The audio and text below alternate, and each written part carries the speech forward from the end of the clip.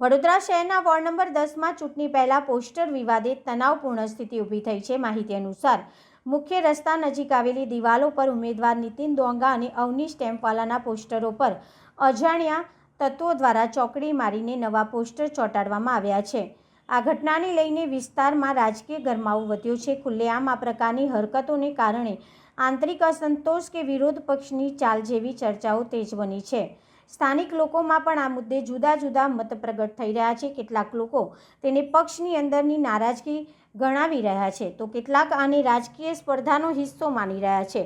ચૂંટણી પહેલા આવી ઘટના સામે આવતા વોર્ડ નંબર 10માં રાજકીય માહોલ વધુ તંગ બન્યો છે।